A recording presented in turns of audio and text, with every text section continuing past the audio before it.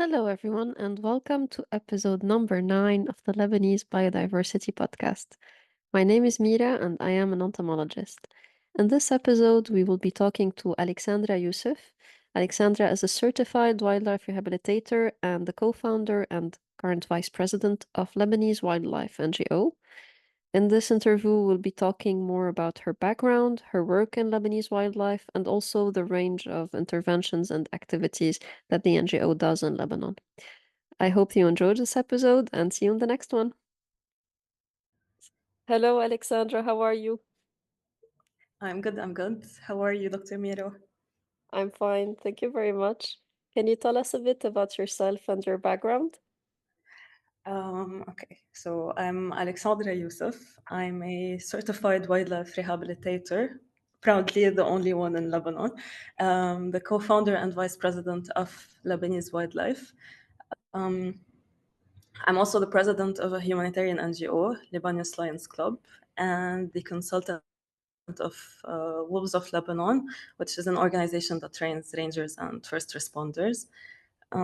Originally, I was a dietitian, graphic designer, and a pianist. So my start had nothing to do with animals until I started volunteering with animal welfare organizations. I did so for more than a decade. I became a vet assistant, then a medical coordinator. Um, I moved to Spain, worked with the horse rescue NGO, so I gained a lot of experience in the animal field. But then I moved back to Lebanon and basically dedicated my life for my passion, which is Lebanese wildlife.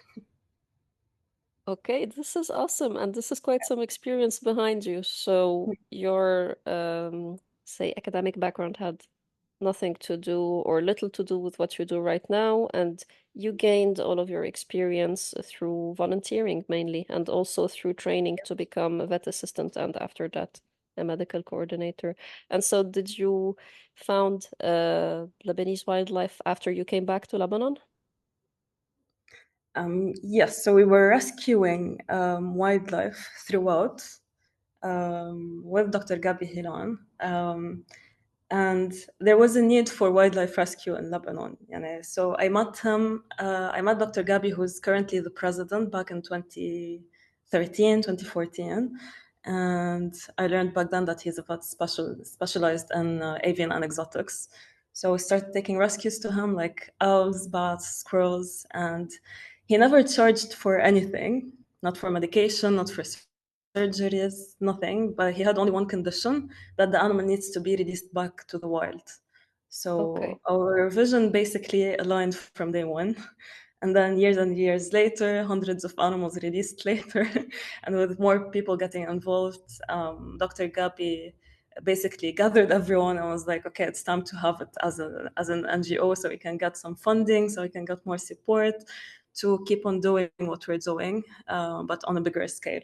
So um, we basically started something that did not exist in Lebanon. And I'm not talking about the act of rescuing animals. I'm talking about putting the welfare of the animals first. Because back then we saw people trying to help wildlife, but not with the proper knowledge. And you quickly learn that good intentions alone are not enough, never enough. We saw organizations keeping animals in captivity or sending them abroad to sanctuaries as they were concerned that they might get shot or killed if they were released back in Lebanon. And this didn't sit well with us at all. Like if we keep preaching that killing wild animals affects our environment negatively because we lose their important ecosystem services, isn't removing them away from their habitat, like doing the same thing. So Lebanese Wildlife was born. We registered it as an NGO in June 2020. And basically it's rescue, treat, and rehabilitate injured or orphaned wildlife and release them back into the wild. And we became members with the IWRC, which is the International Wildlife Rehabilitation Council, just to make sure that we are always updated on protocols, practices, and putting the welfare of the animals first. And basically, we're hoping that one day we'll have our own wildlife rehabilitation center. As of now, we are currently home-based, which is weird. We'll have hyenas and jackals in our homes, but I know that's the situation. But this is the premises that you have available for now, so you are Yep. doing a great job with what you have.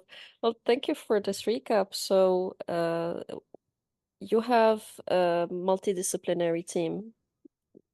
What you were telling me, one of Yes. the key factors is to have the proper expertise behind the rehabilitation work that you do, and to make sure that all of you are updated on the most recent techniques, that all of you are also using the proper techniques to be able to release the animals back into the wild and not harm them. Um, can you tell us a bit about how many members you currently have, how many people currently volunteer, and what are the disciplines required to, or what is the mix of disciplines that is required to make an NGO like that work? Okay, so we are currently 6 members.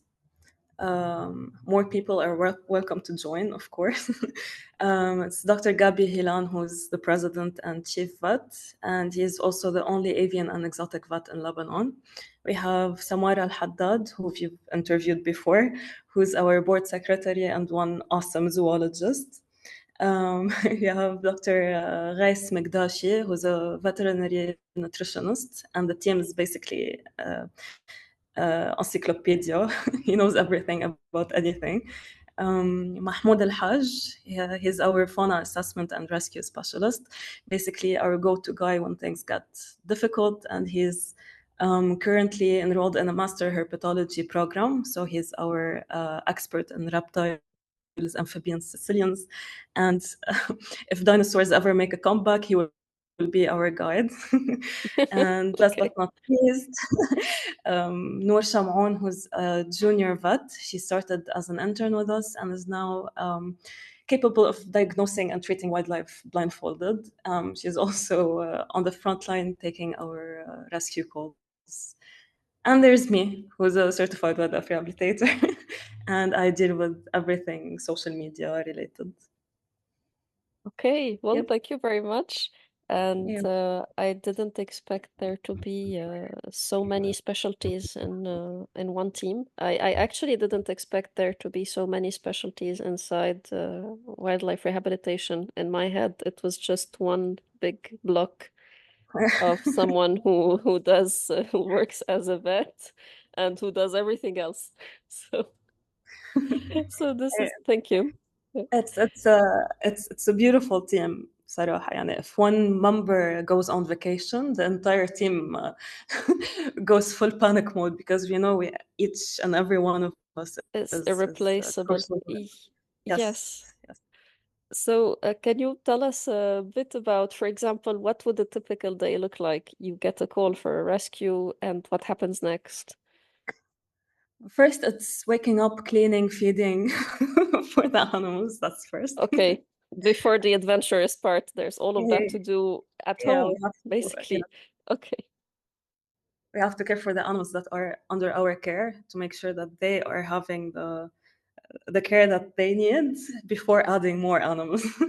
Because having their welfare first is how we know that we are ready to take in more, if we have enough quarantine areas, if we have enough funding to take in another rescue, and then we say yes to others. So let's say we take a call. As I said, Noor usually takes the calls. She refers them to WhatsApp, where people send us the picture location of the injured or orphaned animal, and we drive and drive.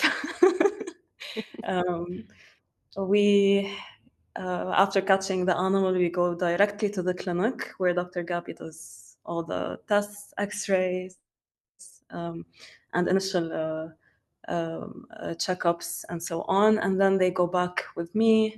We buy the food. It's always fresh, expensive food. And Yes. we start all over again. And sometimes it's multiple rescues during the day. Okay, so that really is a lot of work. Basically, it's taking care of all the animals that you already have in care, and then potentially adding more every time you get a call. Yep. And The hardest thing is when you do not sleep, like in spring season.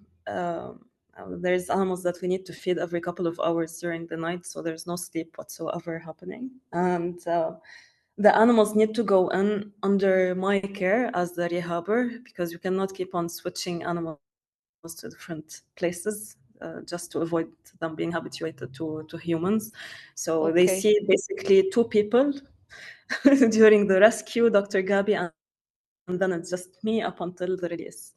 So we cannot have any help, basically, which I'm fine with. But sometimes, because I'm the one doing all the driving and rescuing at the same time, sometimes it's a bit hectic. But we're making it work. Okay. We are really thankful that you have the energy to do all of this, and this doesn't sound easy at all. And basically, the animals need to have minimal contact with humans. Is this what you were saying? So this is why you have to limit their contact when you rescue them? Yes, so it's part of the rehabilitation. No matter how cute they are, and no matter how much we want to pet or hug them, we cannot. So they end up hating me, which kind of hurts. And imagine getting babies and bottle feeding them and taking care of them for 4+ months, and then having them attack you and hate your guts. But that's the goal, basically. But this It's a means good that you thing, have but done it your job hurts. well. Yes. Yes. Yes, it means that you reached your goal. Okay, well, and And again, that eventually, doesn't. with everything, yeah, eventually, no matter how hard it is, or no matter how burned out we get, during the release, it's like you reset emotionally and everything. Okay. And when once you see that animal either fly free or run free or whatever, you just feel like, okay, that was all worth it. Let's do it again. Well, I And imagine this has to be time, gratifying.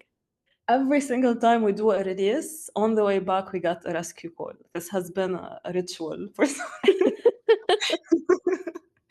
So the animal goes away and we wait for the call. We're like, yep, so what's next? So you just stay in the car. Yes, yes, basically. Well, I imagine how gratifying it must be to be able to release the animal after months of taking care of it. And Yeah. there are many difficulties that you did not mention, I suppose, because working in a country like Lebanon has its own challenges. Apart from being a country with a lot of diversity, what do you think are the unique challenges of working in a country like Lebanon? Or basically any country where you will have a lack of access to basic resources sometimes. Hala, this is a funny question, because I think when you say we operate in Lebanon, the challenges are self-explanatory. So, Yes, but for the people who do not know Lebanon, how would you try to explain that? لا, okay, مثلا back then when we first started, we used to go from south to north and back to south on the same day, driving around for rescues across the country without even like questioning what we're doing. But now with the gas situation and how expensive it is to use a car, we are tied up a lot, and we started turning down so many cases due to that. Um, for example, before the economic crisis happened, Dr. Gabi had to travel to France, or I had to travel to Spain to bring in medication needed to treat our animals, because they do not exist in Lebanon. Now, doing that is obviously not as easy.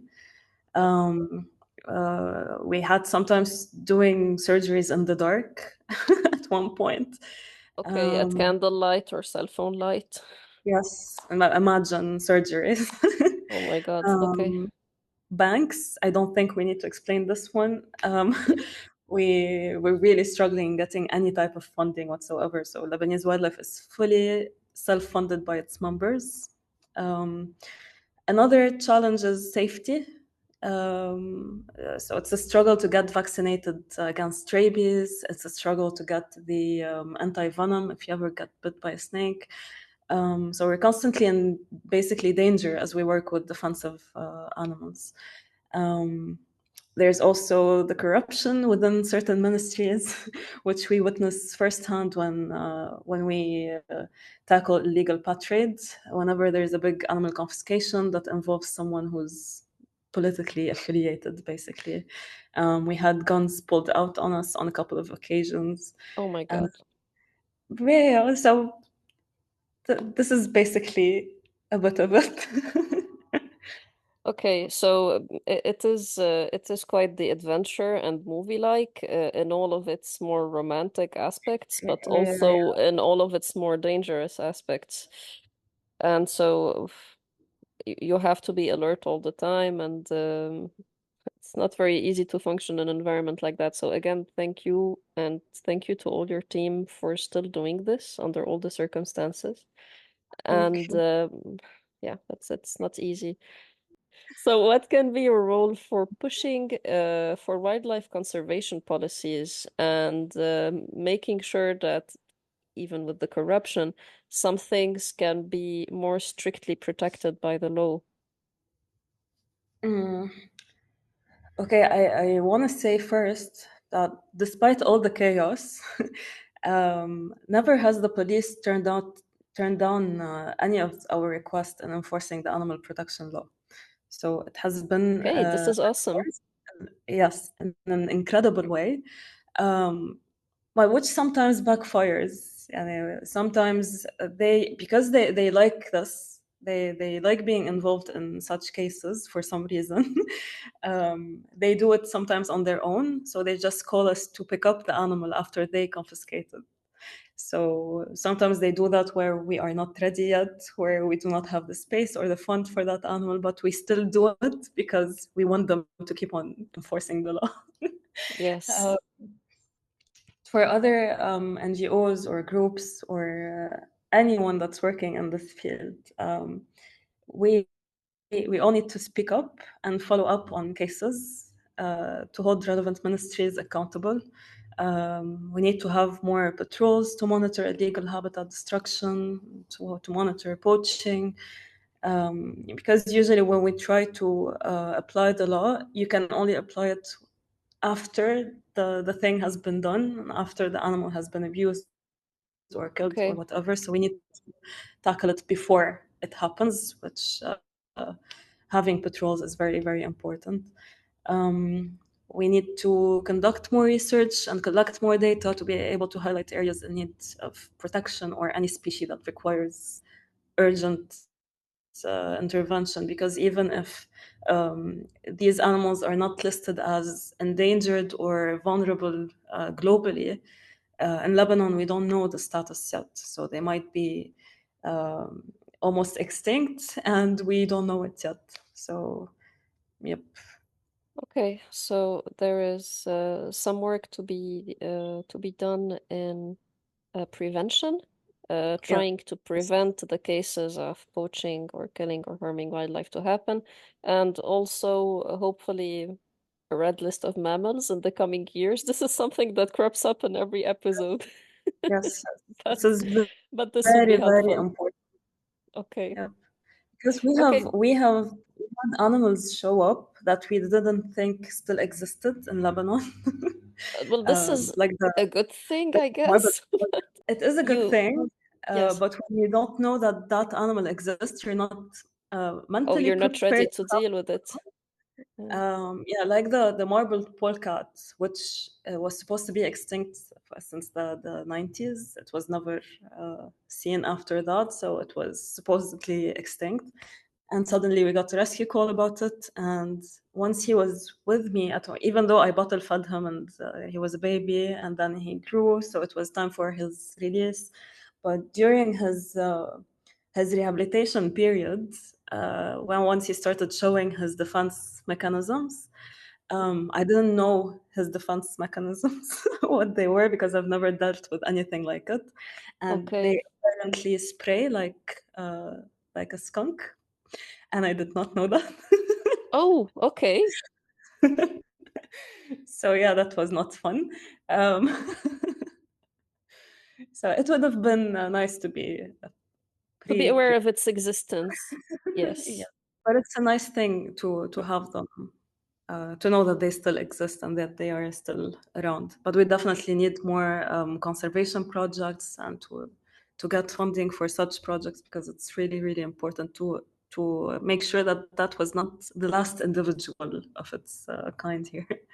Yes, well, in a way, you're also gathering opportunistic data by taking in the rescues. So Yes. we really hope there will be targeted efforts for the monitoring of the species, and that hopefully next time you rescue something like that, you already knew that it existed and you are better prepared. And so, out of curiosity, when you receive a call for or when you rehabilitate native species, you release it back into the wild in Lebanon. Yes. What happens when you receive exotic species or species that were confiscated because they were exotics that were illegal to have in Lebanon? How do you cannot release those? So how do you This is deal the with those worst. cases? This is the worst part of it, because these are animals that we got stuck with for the rest of their lives. It's either basically it's not their fault that they got illegally brought in here. Some cases we managed to send abroad to sanctuaries, like we did with a crocodile. We sent him to Jordan. Uh, but we have like snakes that we confiscated that we cannot release here. We have monkeys that are stuck with us for the rest of their lives. Okay. And even though it was one of our policies that we do not take in monkeys, but we sometimes let our emotions take over. And we got a call from a municipality in Bika where they said, so there's a monkey that's jumping around, attacking humans, that's jumping from one building to another. We know that legally we How can is shoot this it. even possible? Okay. Uh, they said legally we can shoot it. We know that, but we do not want to. So if you please can come and take the monkey. So this is the municipality reaching out. This is a responsibility from us towards the community there. We cannot have a monkey loose attacking people, and at the same time, we appreciated that the municipality refused to shoot it down. Yes, and that they called So, you. Yeah. so we kept trying to catch it for 4 days, and on the last day, we managed to capture it. Her name is Lulu. She's been with us for the past 4 or 5 years. And Oh, she'll still be with us for the rest of her life, because no sanctuary abroad would accept her. And we cannot release her in nature because it would be basically an invasive species. And we also got stuck with another monkey from a confiscation that happened. As I mentioned before, sometimes the police does the confiscation and then informs us. yes. So this happened with another monkey in Sur, where they were like, "Hey, we got a monkey. We're waiting for you to pick it up." I was like, "Hmm." So again, we don't want to discourage them applying the law or taking action like this. So we said yes, and we went for it. But if a random person from the public reaches out to us for a monkey, we are not taking monkeys anymore. They are expensive to keep. They take so much space, and yeah, so it's a big no for exotics. But some of them we do. Like if it's a red-eared slider, like tortoises that are not native local to Lebanon, where we cannot release them, we do have an adoption program for them, where we have a set of care sheets for that animal. And once a person applies to adopt that animal, they get all the info possible, and we make sure that they never release them and they give them the proper care. Okay, okay. Well, that is a good option. I mean, that cannot be done with monkeys, I suppose. But Not at monkeys, not least, crocodiles, not dangerous yes, animals. Just crocodiles, I imagine. small But ones. at Yeah. least this can be manageable. Yeah. So we are already talking about what the general public should do in certain cases. But if people find an injured animal, what should they do? We always have the urge to try and help them. Like I remember one of the first reflexes when I was a kid is like, oh, we found an injured bird. Let's go get a cardboard box and sometimes like try to feed it random things because we imagine it wants to eat bread or strawberries, or I don't know. So this is obviously not the way to do it. But what should Yeah. people do if they see an injured animal? What you said is what happens 90% of the time. We've seen eagle owls being fed watermelons. We've seen bee eaters being fed generic, like Yeah, fruits. because we imagine they want to eat things that we find like nice.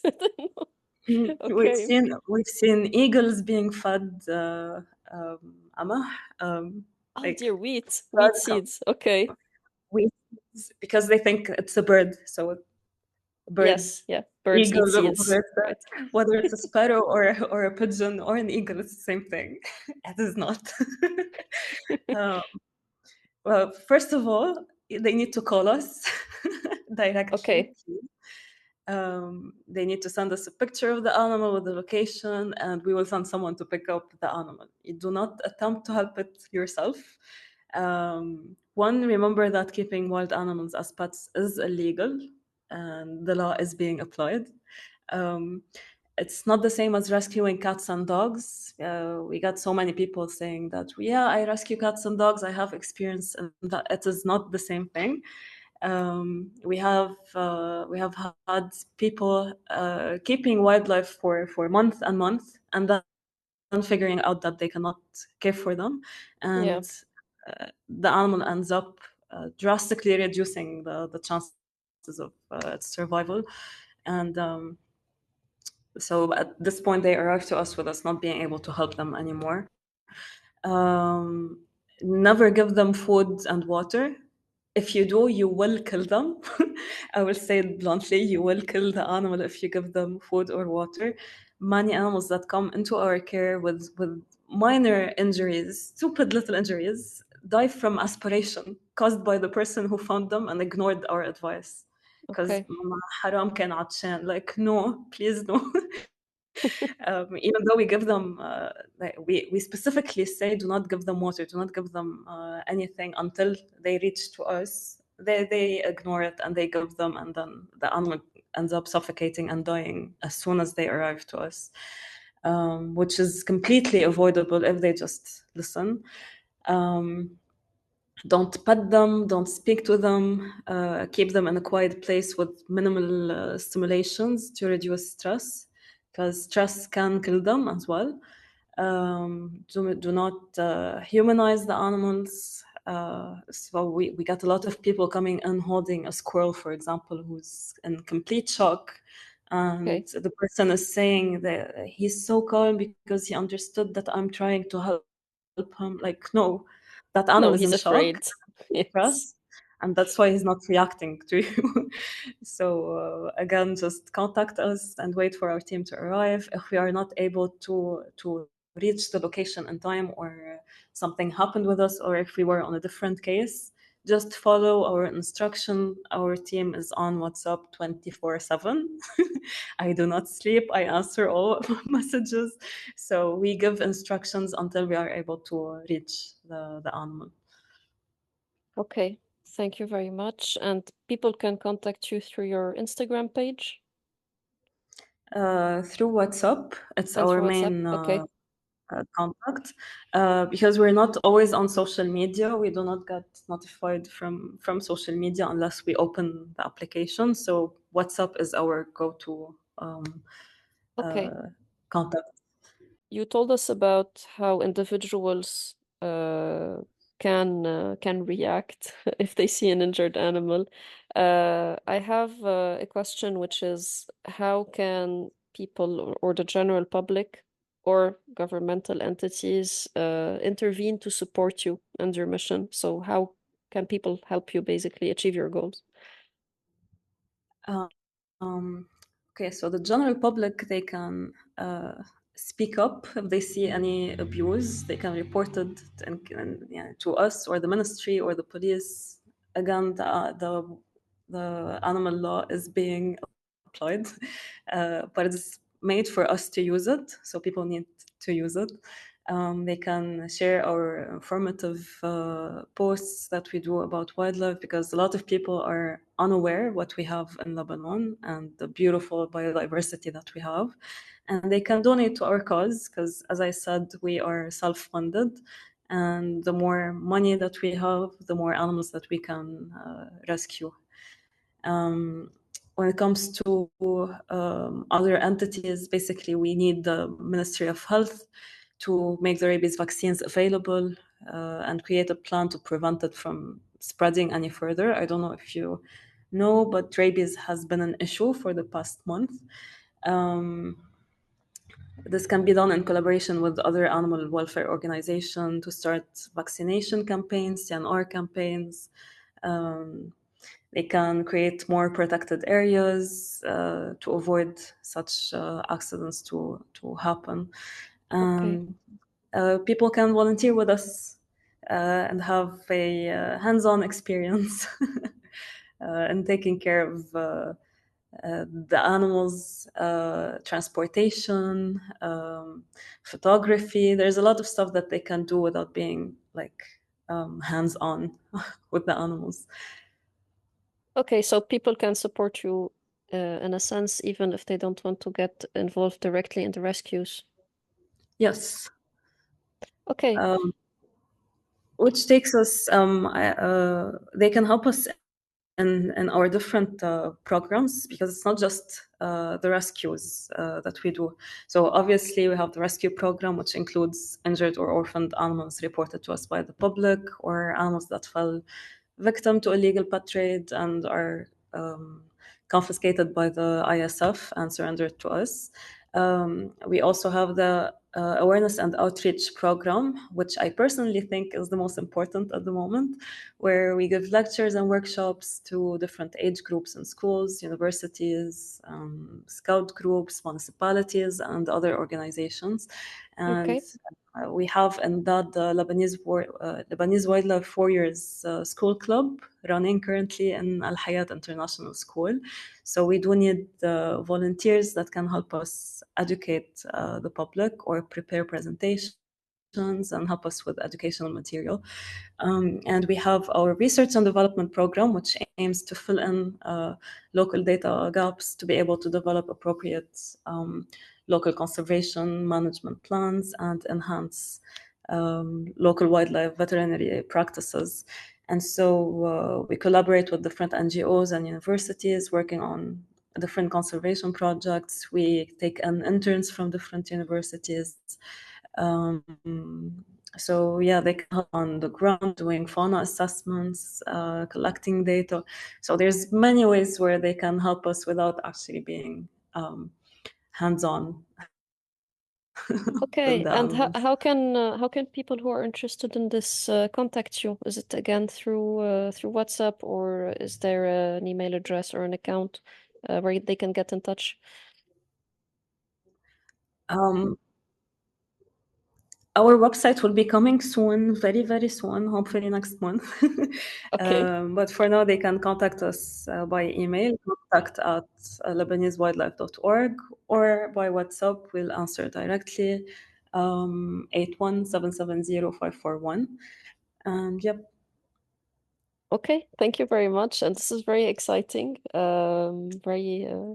Very excited also to see some of the results that you will have with the R&D program. And again, great job on doing all of this awareness work alongside all of the rehabilitation work that you have been doing. thank you. And so what advice would you give to people who would like to go into wildlife rehabilitation apart from volunteering, which seems obvious? But what other advice would you have? Run away. No, Okay. I'm joking. Um, Okay, wildlife rehabilitation is emotionally, physically, and financially draining. So unless it's truly your passion, just don't do it, because it's so easy to just drown into a bottomless pool of burnout. So you need to have patience and mental strength to be able to handle it. I'm not being negative, but it's not a nine No, to it's the five job. reality. This is Yeah. this is 24/7, 365 days a year job. And don't even get me started on spring season. I need more hours during that season. Um, this is also a never-ending learning journey. So if you don't like studying or reading, this is not for you. If you cannot resist the cuteness of the animal, this is also not for you, as you're not allowed to cuddle or pet with these creatures, no matter how badly you wanted to. So yeah, it needs you need to study basically your situation, whether you are able to go into this field or not. But if you decide that you are willing to and that this truly is your passion, then it's the most rewarding thing that you can ever imagine doing.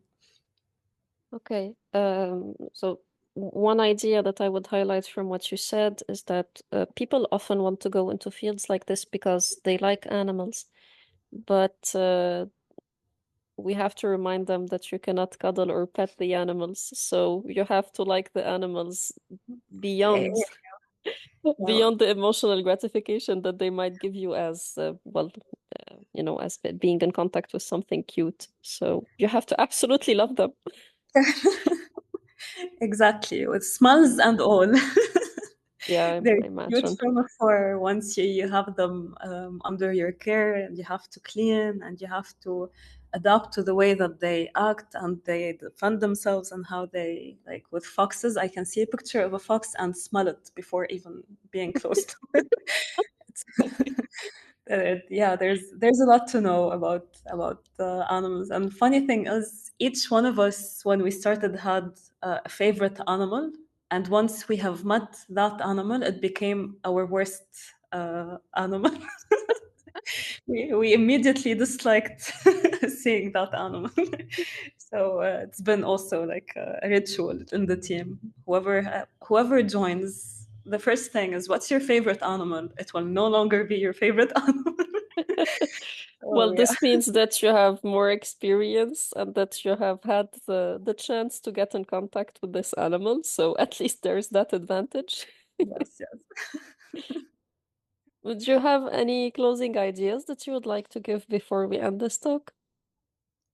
Um, Sure, I know that some people listening to this would probably be thinking that with everything going in the country, like we were saying, everything that we're going through, is it really the time to think about animals? I hear it a lot from my parents, from my friends, from a lot of people, and my answer is yes, because I personally believe that animal welfare is human welfare, and what we're doing is greatly benefiting humans on the long run.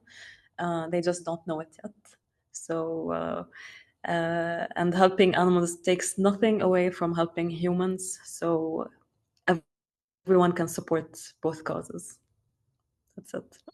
Okay.